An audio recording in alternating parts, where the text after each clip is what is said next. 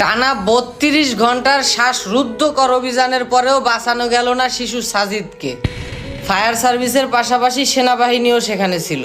একটা ২ বছরের বাচ্চা কূপের মধ্যে পড়ে গেছে, সেখান থেকে আমরা ৩২ ঘন্টায় তার উদ্ধার করতে পারি নাই। এই ঘটনা আমাদের দেশে এই যে প্রথম ঘটলো, বিষয়টা এরকমের না। এর আগেও কূপের মধ্যে একটা বাচ্চা পড়ে গেছিল, তারেও উদ্ধার করা যাচ্ছিল না। আমরা জানি যে আমাদের বাংলাদেশে ৭ থেকে ৯ মাত্রার ভূমিকম্প হওয়ার সম্ভাবনা আছে। ইভেন কয়েকদিন আগেও একটা ভূমিকম্প হয়ে গেল, মোটামুটি বড় ধরনেরই। তো একটা কূপের মধ্যে থেকে যদি আমরা ৩২ ঘন্টায় একটা বাচ্চারে না বাঁচাতে পারি, তাহলে ওই ৭ থেকে ৯ মাত্রার ভূমিকম্প হওয়ার পরে আমাদের বাংলাদেশের কি অবস্থা হবে? পুরোটা দেশ তো কবরস্থানে পরিণত হয়ে যাবে।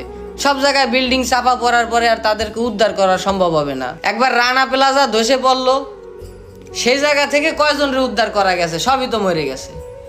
তো আমাদের দেশের মানুষ যদি একটা বিপদে পড়ে, সেখান থেকে যদি দেশের কোনো সিস্টেম তাদেরকে উদ্ধার করতে না পারে, তো এত বড় পদ্মা সেতু, এত বড় বড় ফ্লাইওভার, এগুলো তো কি করব আমরা?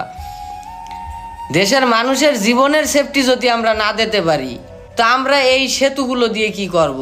আমরা এত পাকা পাকা রাস্তা দিয়ে কি করব? জানি আমাদের দেশে পূর্বে অনেক উন্নতি হয়েছে, সামনে যারা আসবে তারাও অনেক উন্নতি করবে। আজকে এই ঘটনাটা যদি অন্য কোনো দেশের মধ্যে হতো, তাহলে বাচ্চাটা কি মারা যাইতো? আজকে ২ দিন ধরে এই ঘটনাটা দেখতেছিলাম আর কষ্ট পাচ্ছিলাম ভেতর থেকে, যে ২ বছরের একটা বাচ্চা এত নিচুতে পড়ে গেছে, কোথায় কোথায় ব্যথা পাইছে। এই ঠান্ডার ভেতরে ওই বাচ্চার কি হবে? হয়তো বেচারা অনেক আগেই মরে গেছে।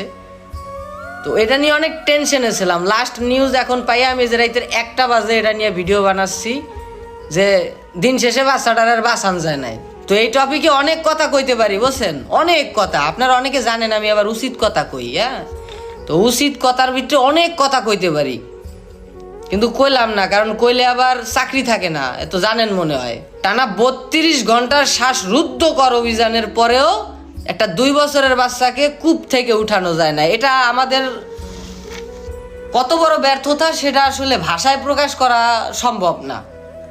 হয়তোবা কাজটা জটিল, হ্যাঁ অবশ্যই জটিল, অনেক জটিল, কিন্তু এই আধুনিক যুগে আইসা ২০২৫ শেষ হয়েছে, ২৬-এ পড়তেছে, এই যুগে আইসা একটা দেশের সিস্টেম এরকমের থাকবে, এটা আসলে আশা করা যায় না। আজকে এই সাজিদ ২ বছরের একটা বাচ্চা কূপের ভিটে পড়ে মরে গেল। সম্ভাবনা আছে আমাদের বাংলাদেশে ৭ থেকে ৯ মাত্রার ভূমিকম্প হবে।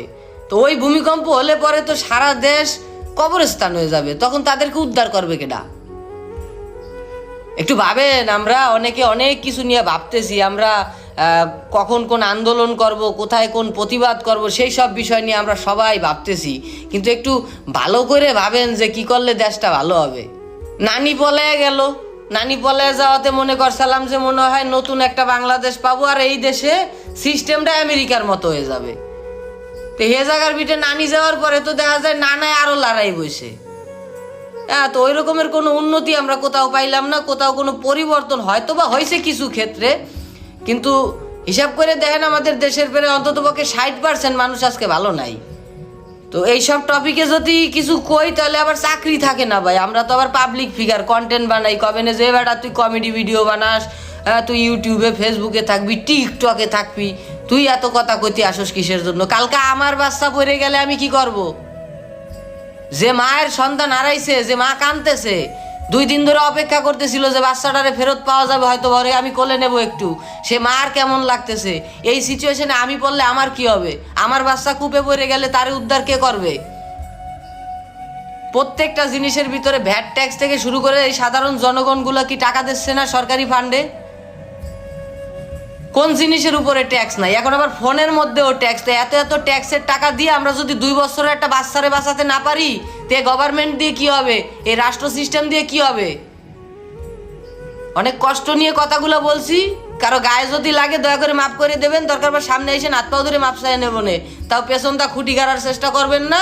আমি একজন সাধারণ নাগরিক, আমি কোনো দলের না, আমি একজন কন্টেন্ট ক্রিয়েটর, আমি একজন হাসির বিক্রেতা, মানুষের বিনোদন দেই। আমার বিষয়টা খুব খারাপ লাগছে, আমি কথাগুলো কইলাম, শুনলে শোনেন, না শুনলে আমার ছেড়া গেল। আপনার বাচ্চা যেদিন কূপে পড়ে যাবে, সেদিন আপনি বুঝতে পারবেন। বড়সড় একটা ভূমিকম্প দেশটারে কাঁপায় দেবে, তখন আপনি বুঝতে পারবেন। আপনার আপনজন বিল্ডিং চাপা খেয়ে পড়ে থাকবে, আপনি বাইরে বসে কানবেন আর বসতে পারবেন। রানা প্লাজা 10 হয়ে পড়ার পরে আমরা দেখেছি যে কি পরিমাণ মানুষ বাঁচানো গেছে আর কি পরিমাণ মানুষ ওনে মরে গেছে। তো দেশে অনেক কিছু ঘটে, উন্নয়ন ঘটে, রাজনীতির পরিবর্তন ঘটে, সব কিছু ঘটে। দেশের জনগণের কিসমত বদলাইব কবে? বিবেকের কাছে প্রশ্ন রাখেন। আল্লাহর কাছে কোয়া ছাড়া আর কোনো কিছু করার নাই, কারণ এই দেশের হাল ধরার মানুষ কেউই নাই। কথা আছে না? আছে অনেক কথা, কিন্তু কম না কইলে আবার, যদিও ভয় ডর পাই না, তারপরেও বুঝে নিয়েন।